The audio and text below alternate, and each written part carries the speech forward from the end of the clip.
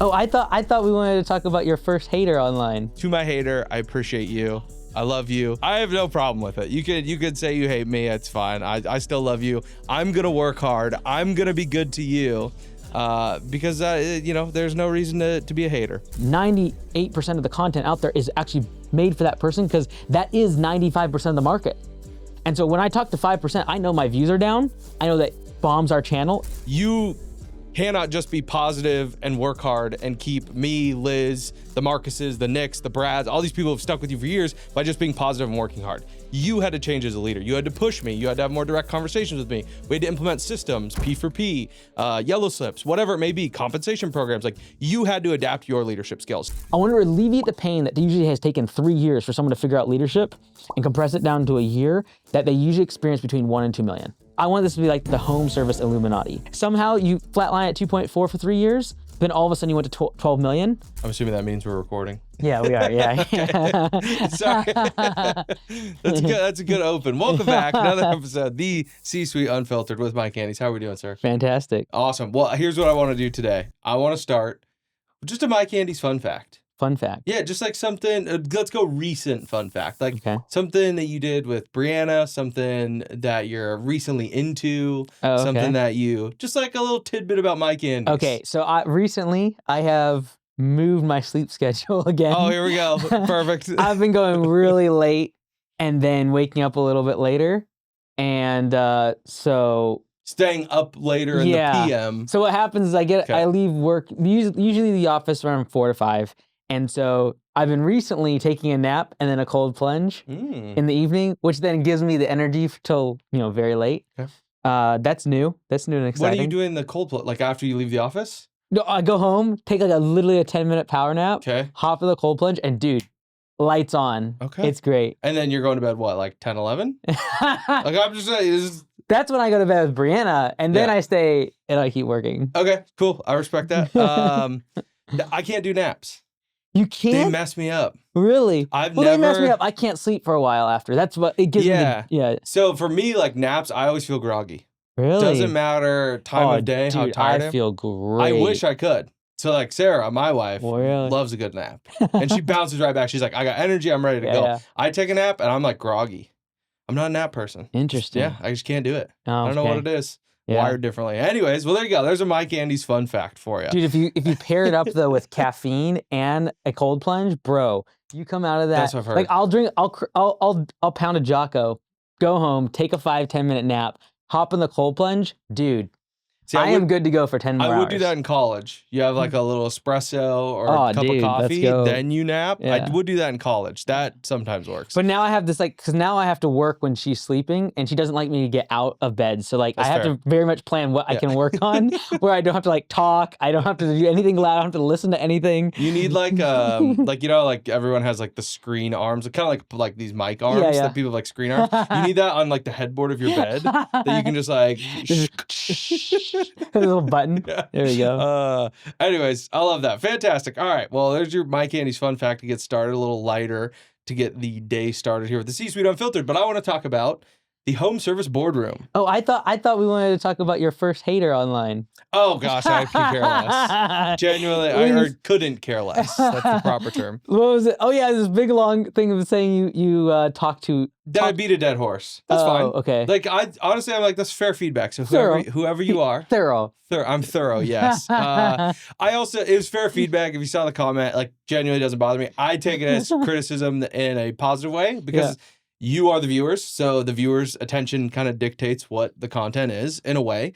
And so there are elements where maybe I beat a dead horse or I'm too thorough, but I also don't want the C-Suite Unfiltered from its inception was to show you in a different light. It was never to be just a Q&A. Right. Like, oh, that's Mike's opinion, let's move on. That's Mike's opinion, but does he actually believe that? Or I'm going to press from a different angle. So to my hater, I appreciate you. I love you. We got to put the comment up. I hope the editors put the comment up. I have no problem with it. You could say you hate me. It's fine. I still love you. I'm going to work hard. I'm going to be good to you because, there's no reason to be a hater. Welcome to the club. Well, thank you, sir. Appreciate it. I know. I honestly, sometimes when you post a controversial video, I'll say this, a guilty pleasure of mine is I scroll all the way to the bottom. of the comments. Yeah, that's right. I'm like, when Mike posts something controversial, I'm like, I want to see what the haters are saying. I just want to see what they have to say. The recent Texas announcement was overwhelmingly positive, but then there's this one person in the comments is like, Texas has no freedoms, and like just going hardcore. And it was great. Yeah. Well, we don't get political on this podcast. No, we ever. don't. Never. No. All right. So you launched the Home Service Boardroom. This Yeah. is a school community. So I don't want to talk about school as a whole. I know we've kind of loosely danced around it. We've never really talked about like school as a whole or the program or Hormozy's involvement in school. I want to talk specifically about you launching your community, focusing on that, not on school as a whole. So you launched the Home Service Boardroom for $1 million+ annual revenue home service business owners. You already create a ton of free content. You have Augusta. We've got the Command Center here. We have Home Service Millionaire channel that this is on. You have all your other podcasts with JP and everything that you're doing. You have your conferences, like tons of free stuff, courses, landscape business course, everything. With everything else you're building, why did this group need to exist? Yeah, so it needed to exist first and foremost for Augusta Nation owners that are growing a bigger business or multiple locations.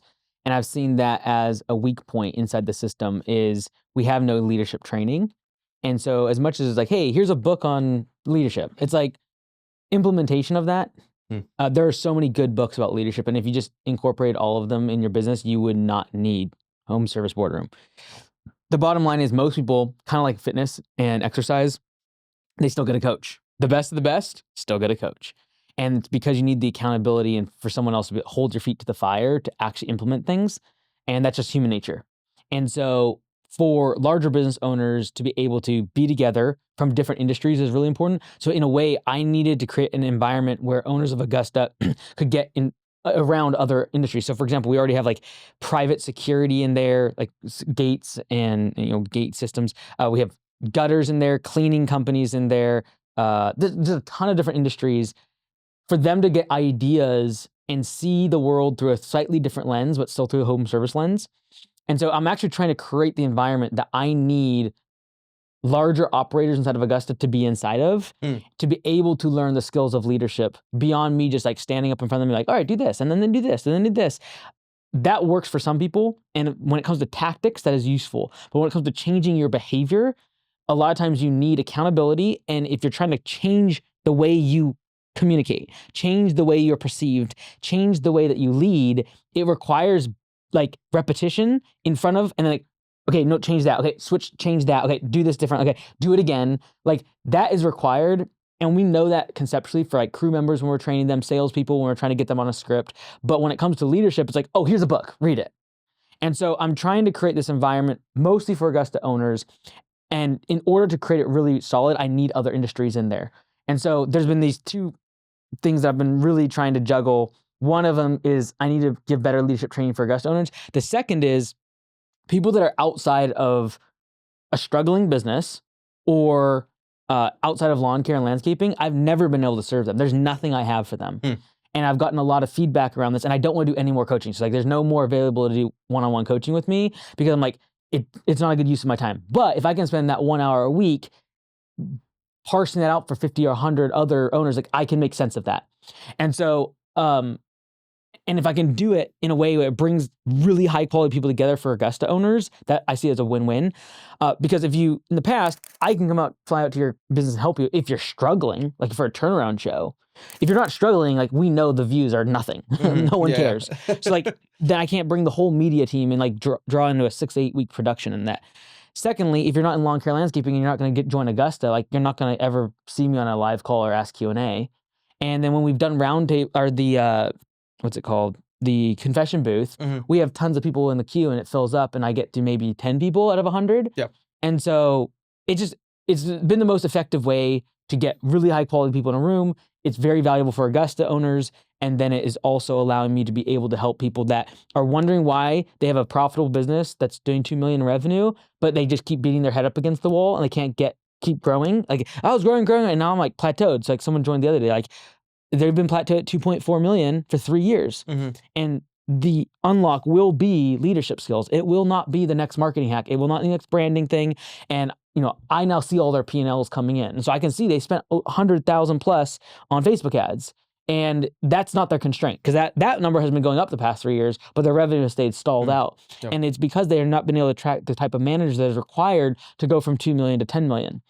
And so I had to learn a lot of these skills the hard way, going from 2 to 10 million.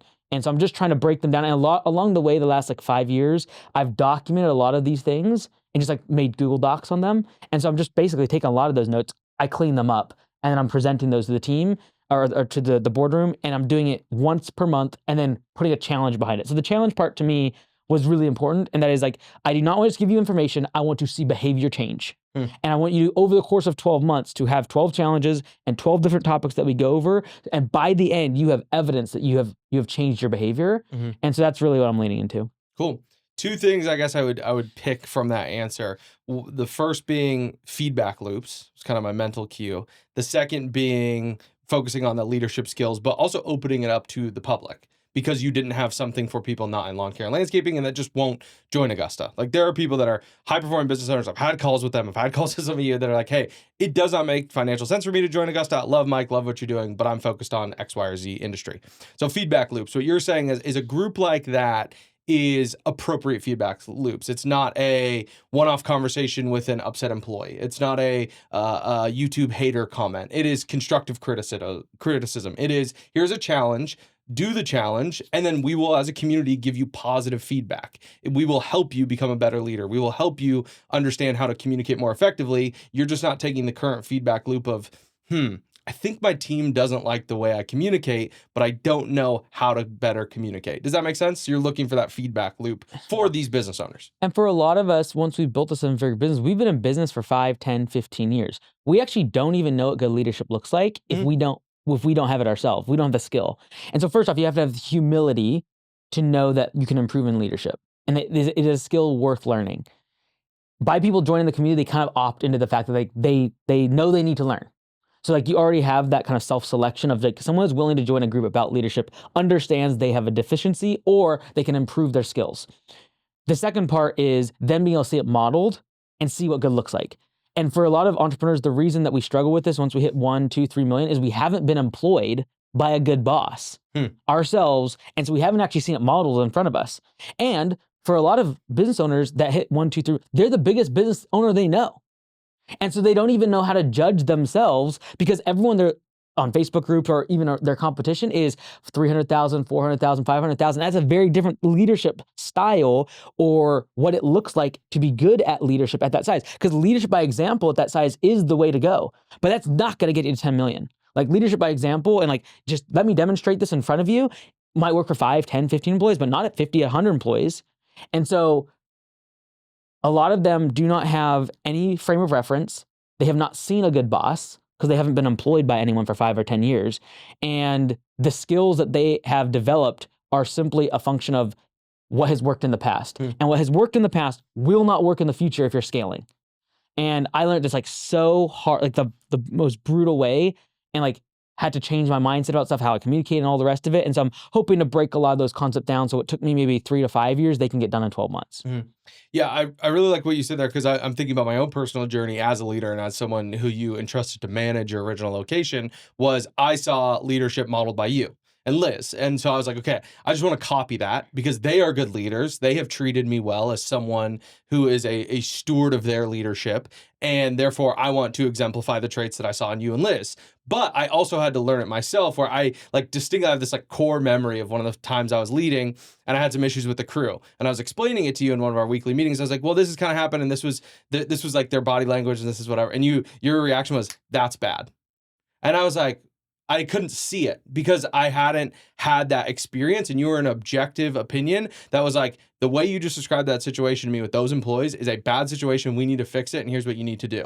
And that was you stepping in, giving me that. Oh, was that when like there was cultural It was issues? before that. Like, it was way before that. It was like a mini issue with when like you were GM? Yeah, when I was GM. Oh, wow, So I was the GM. Yeah. So you wouldn't remember. It wasn't a big deal. Okay. Like, it wasn't something that it was something that could have snowballed and been really bad. But you stepped in and identified that's bad, and here's what you need to do to fix it. It was a cultural soft skill thing with leadership that I was like, well, I'm leading based on the data. Like, this is a data-driven decision, and I'm making this decision, and I'm having these conversations because this is best for the business. And you were like, that might be right, Lee, but this situation you just described to me as is a bad situation, and here's what you need to do to navigate it.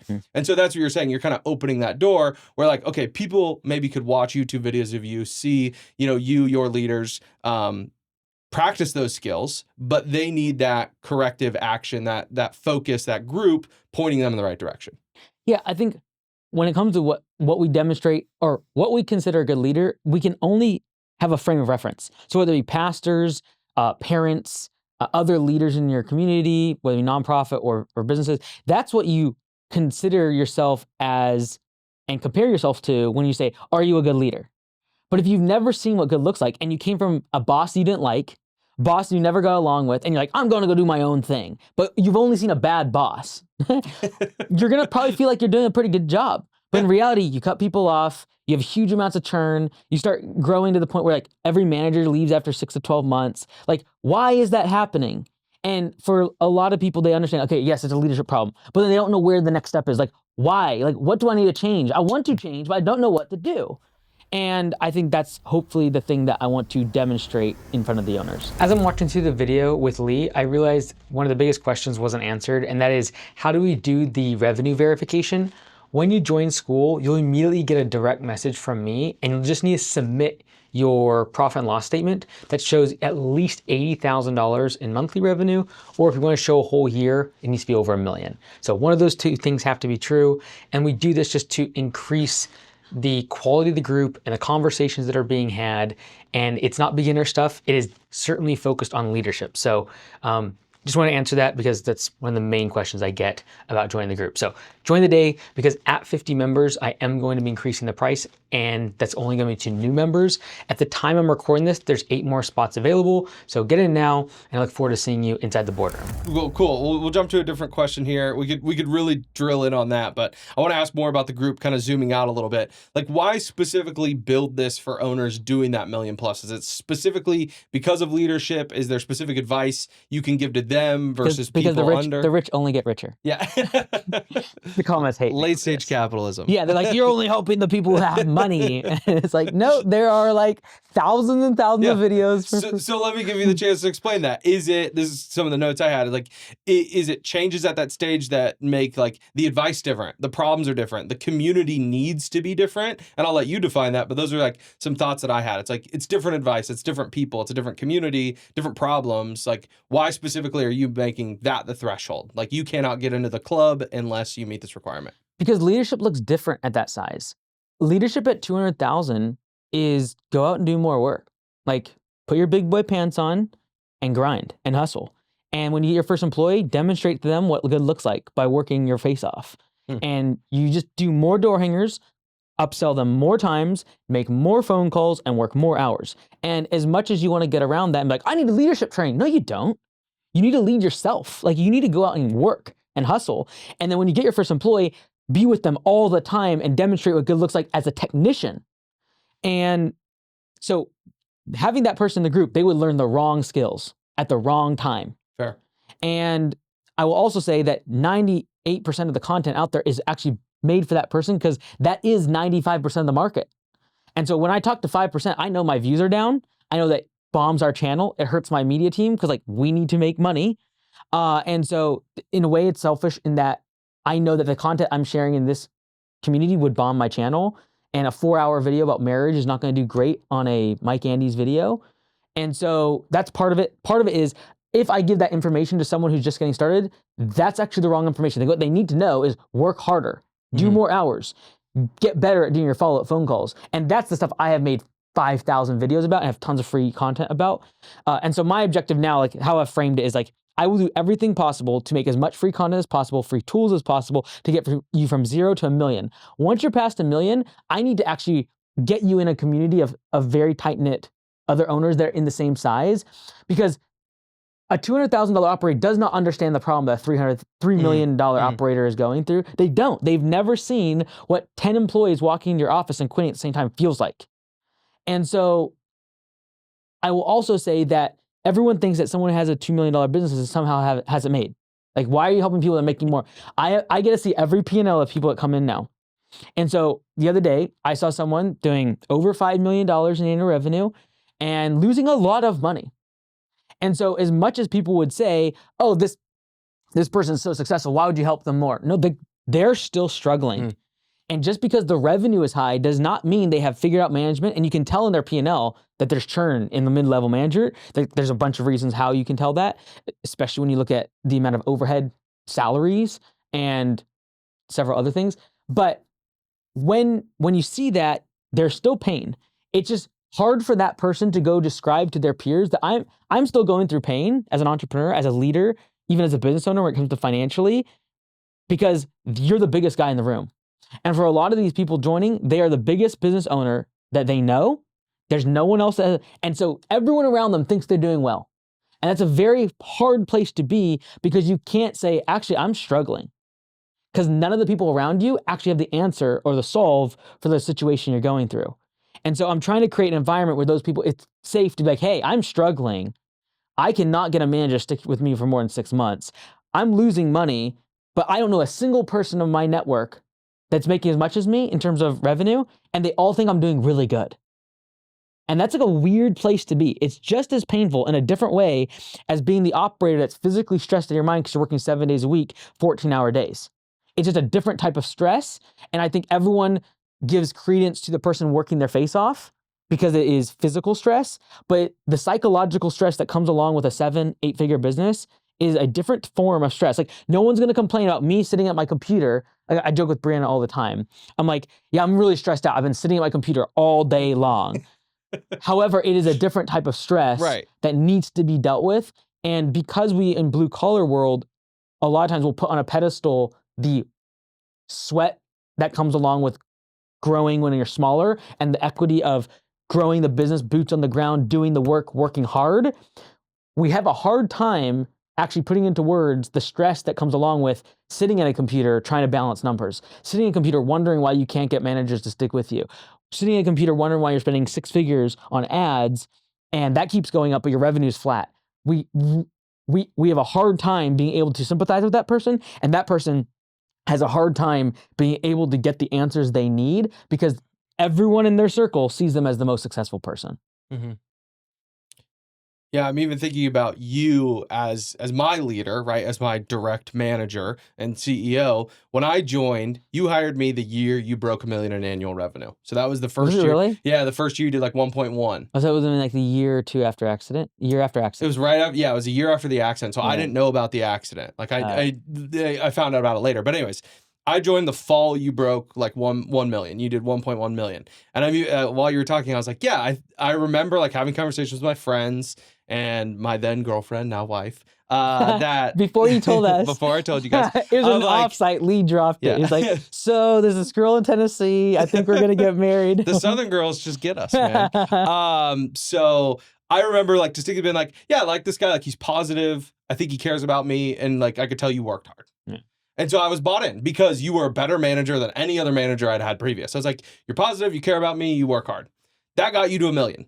You cannot just be positive and work hard and keep me, Liz, the Marcuses, the Nicks, the Brads, all these people who've stuck with you for years by just being positive and working hard. You had to change as a leader. You had to push me. You had to have more direct conversations with me. We had to implement systems, P4P, yellow slips, whatever it may be, compensation programs. Like you had to adapt your leadership skills. So to your point, even the person that maybe is at 200,000, quite literally, you can get to $1 million by just working harder and like being positive and caring about your employees. You really can.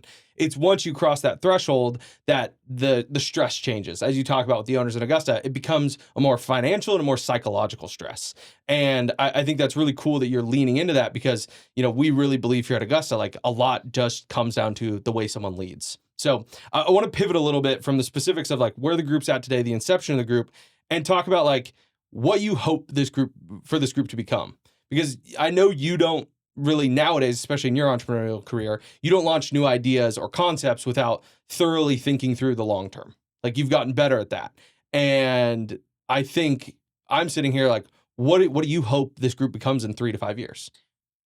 Okay, 3 to 5 years is different. Okay, so 3 to 5 years, I would say I would want to see this as what I call the Augusta 2.0, which is most people join Augusta if they don't have an existing business that's already doing 700,000, 800,000. They join because they want to grow to $1 million. Great. And if that's all you want to do, fantastic. But if you want to do a second location, I need to train you up in leadership. And so I see Augusta 2.0 as like, if you want to get here, I have a roadmap for you to improve your skills because it's going to be what is required to actually have multiple locations. And so when we talk about having multiple locations or multi-unit operators, I was like, great, just do it again. And I forgot one thing. The way you lead and manage has to completely change. And so I have seen that be the constraint for many of our operators and owners inside of Augusta. And so I'm doing my best to solve that because it's a soft skill that is very hard to train, very hard to measure, very hard to quantify. And I've always stuck to like close ratio, number of leads. Like we've always tracked that stuff, call rate, percentage of we pick up before 8 seconds, like all of these things. But I never thought about the fact that as soon as you do a second location, as soon as you have a mid-level manager, if the leader is not ready for it, you can keep doing this over and over and over and over again. But if they have not changed their behavior, it's going to keep failing. And so I'm taking a hack at that. I believe that I would like it to make it where people that are at 600, 700,000, they're like, I want to get in that group. And there's something to aspire to get into. And that it's not this blank canvas of like, hey, like once you get the size, like good luck, you're doing great, just do it again. When in reality, I know that doing it again means you need mid-level managers, you need them to stick with you for the long term, you need comp models that work well for those managers, and that needs to be a skill that many times is honed through seeing other perspectives, other industries, and other owners that have done it many times. I think some of the best takeaways will come from people outside of lawn care landscaping that are doing something adjacent to us that they can learn from. And so in 3 to 5 years, I would say I would want it to be a place where Augusta owners know they can gain the skills required that they do not have when you're growing a smaller business, when you've worked for bad bosses your whole life, gain those skills so they can keep scaling. And there isn't this hard, I want to alleviate the pain that usually has taken 3 years for someone to figure out leadership and compress it down to a year that they usually experience between 1 and 2 million. That would be like the 3 to 5 year goal for the group. The long-term vision is like, this is going to be taken out of context. So here, let's clip it. This wants to be I want this to be like the home service Illuminati.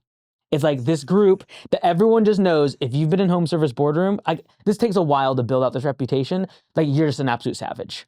Like you stay inside this club, and if you're in the club, everyone wants to know what's going on inside the club because everyone grows. Somehow you flatline at 2.4 for 3 years, then all of a sudden you went to 12 million.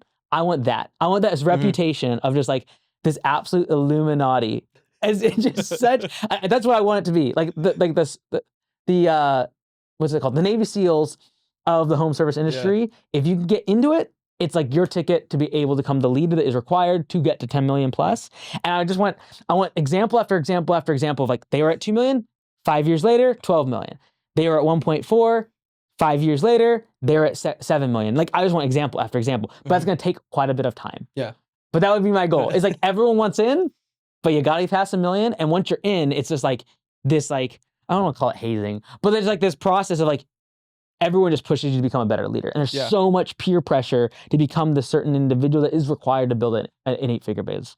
I respect that. So then the question is to go, I guess, be the antithesis of the clip, which is like the Illuminati, if you will, of home services is like, why? Do you just, that's just your mission? That's just your vision? Like, I know you on a personal level, but like, this is the platform. This is the unfiltered. Like, why? Why do you care about someone going from 2 million to 12 million? Because I know that there's just as much pain when I hit 3 and 4 million and had to change as a leader as when I was doing 700,000, 800,000, got caught underneath a dump truck and almost got put out of business and was working 8-hour weeks without any profit.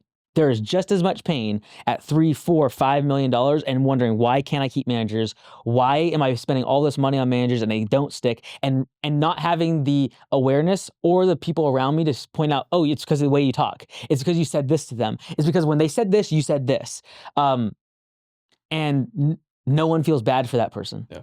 And I know it's like to feel that and feel so stressed out and feel that pain. And so I've always talked about like what drives so much of my content is talking to the 18 and 20-year-old version of myself. 18-year-old being starting the business and leaving the medical field and like that separation that's required to start. Then at 21, realizing I had no systems, the business was broken and I had to fundamentally change it.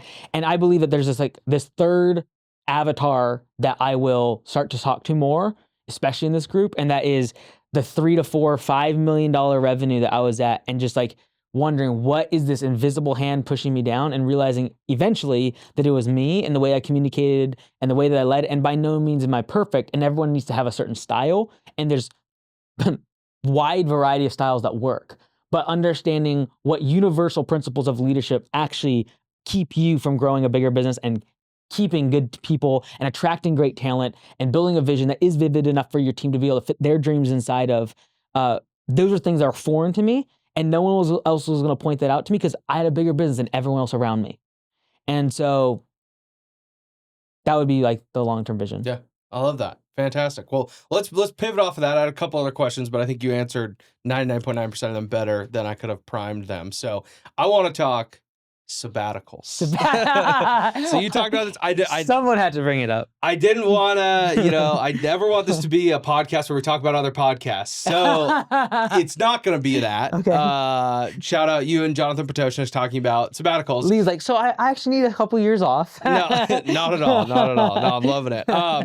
So I was like, first off, let's go Alex Hormozy. Let's define what a sabbatical is. So the definition that I found, a useful definition of a sabbatical, is that it is an intentional extended leave of absence from work, typically lasting between a month and a year. Unlike a standard vacation, its primary purpose is not just to rest, but for deep professional or personal development, such as studying, writing, traveling, and recovering from burnout. And it was traditionally associated with the clergy or pastors, as well as professors in universities, that they could then reinvest in their study, in their, if you're in the clergy, your relationship with God. If you are a university professor, to do a deep dive into your specific field, right? You take the time off from teaching or doing whatever to really just focus on your specific field.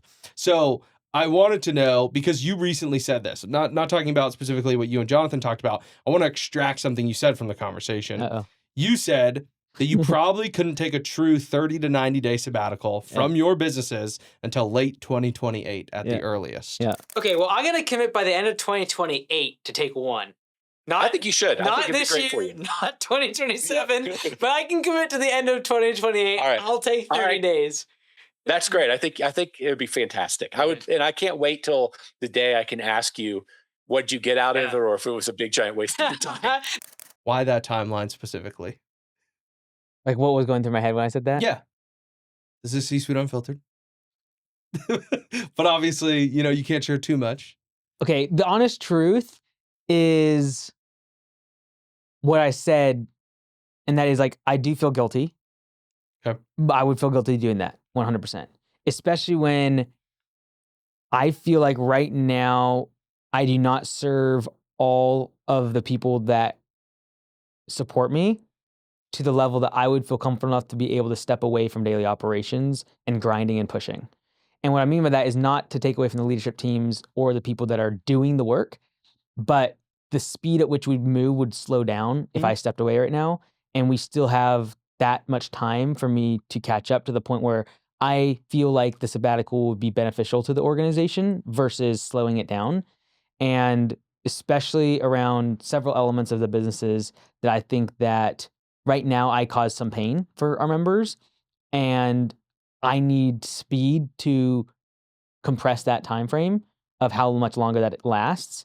And I take that really seriously, and I would not be able to relax. So like it would almost be impossible, actually. And the counterpoint to that would be that maybe getting away would give me different perspectives to be able to solve the problems in a more efficient manner. That could be true. But I'm not ready to do that now. Can I go full Jack Neal here? Sure. I've been listening to some recent Jack Neal. I reject the premise. I heard you say that in a leadership meeting the other day. Really? Yes, I was in my office and I could hear you. I reject the premise. I was like, oh my goodness, someone's been listening to Alex too much. No. Jack Neal. And I'm going to ask it exactly how he would. You said causing pain. What pain are you causing to your team? Well, I wouldn't say to my team. I would say to my customers or to the people that support me. And so how I see it, and this could be wrong, is the people that are like, I have this vision and this mission of trying to change the industry or help home service business owners. In order to do that, I need money. And that money comes from my customers. And so to the degree that I care about the mission, I have to care about the customers in order to have the fuel that is required to get me there.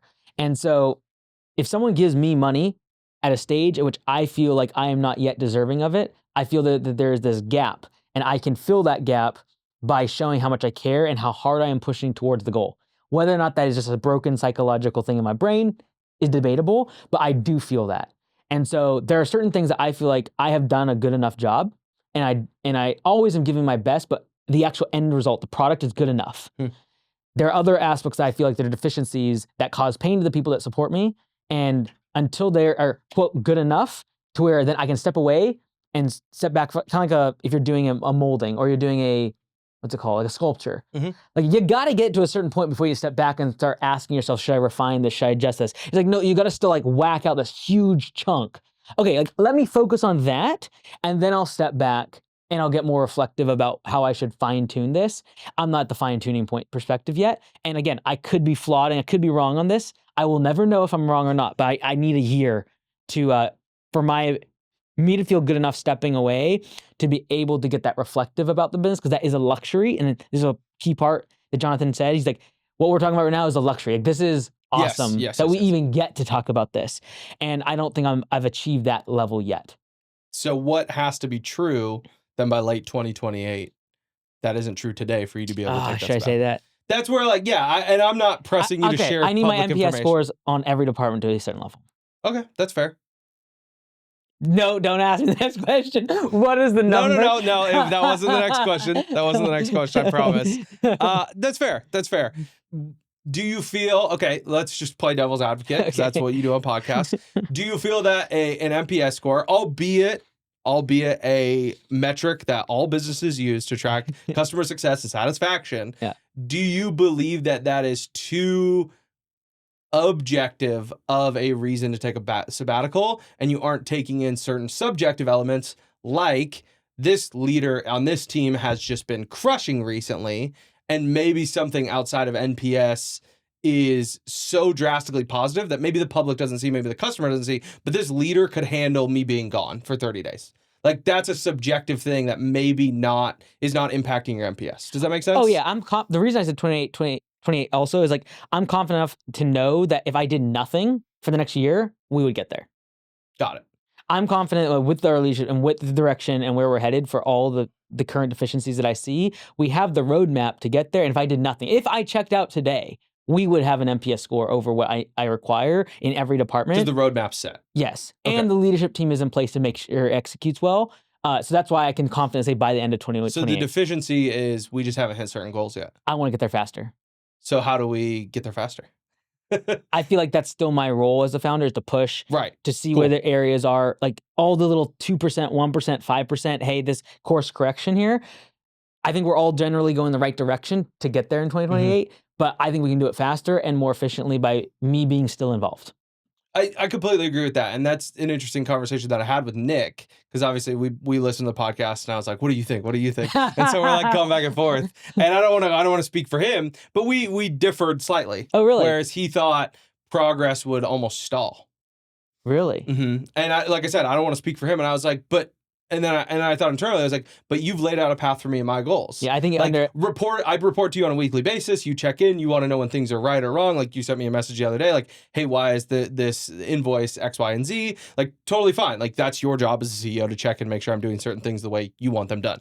But I also know what my 2026 goals are. I know what my 2027 goals are. So I felt that my specific performance might not stagnate, maybe without you pushing, checking in, sending some, either supportive messages or probing messages when you do, would maybe hurt my motivation or maybe not allow me to get there as fast. So I agree with you on that. I think that we could still get to certain goals just looking at my department, but I do think you being involved and like being that driving factor, that push, that motivator, that counterpoint to whatever we're doing is important. So yeah, I think Nick underestimates his ability to be self-reflective. Nick, you're really good at your job. Because he is actually, that's one of his strengths, is being self-reflective and then like critiquing himself. And he also has that roadmap. And if he executes on it, like, it'll be really good. All the stuff that he's doing for coaching. And so part of that though is like, you've been in your role for 4 or 5 years. This would be 4 years, like right now. I think this fall. 2. Yeah. So part of it is like having a track record of knowing, okay, I have improved at this rate over the course of time.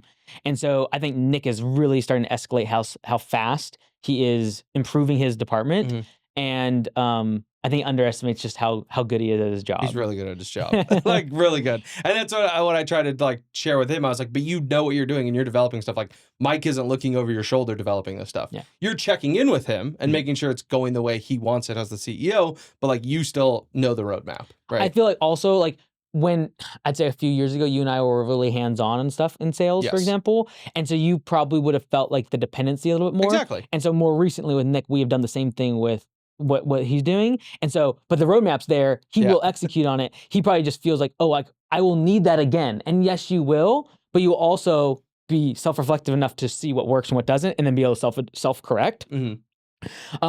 But like his feedback loops with me have been tighter in his department than like you and me. 100%. So yeah, that's one of the things I've like been thinking about recently. So I'll just take a deviation from the sabbatical. It's like there's an element of like, and this is, I'll just be totally vulnerable, unfiltered on the C-suite unfiltered, is like, I don't have as much communication with you. And I'm like, does that mean it's a good thing or is that a bad thing? I'm like I don't know, but at times it's like, it is. Because you trust me that I'm doing my job. But then there's times where I'm like, but you haven't checked in, so are you worried? Like it's the classic like relationship, like they haven't texted me back. But it's like, oh, they were just busy, right? Like they had a family emergency, whatever. And so I do see that point, but I also wonder if like other leaders would feel that way, and maybe, and this is not me speculating, I'm not thinking of any leaders, I just want to be very clear, anyone on Mike's team's listening.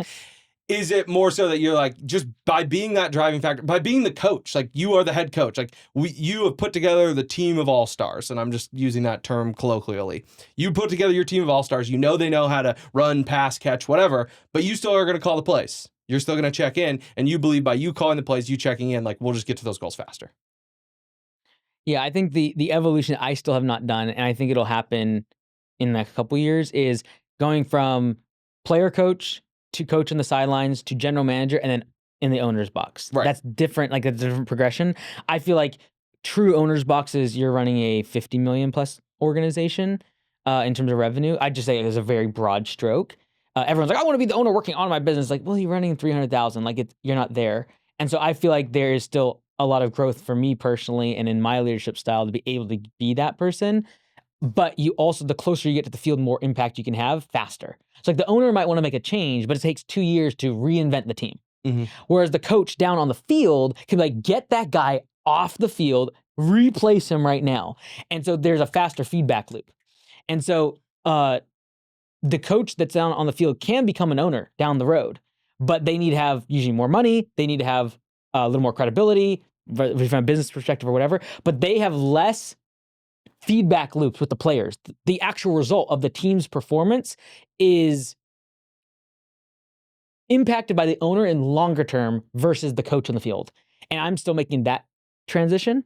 And so I feel like there will be players when they're like, I really enjoyed seeing coach at every single practice. I really like the coach pulling people off or doing the huddle. It's like, well, that's going to change as he moves into the owner's box. Like he's a little further away.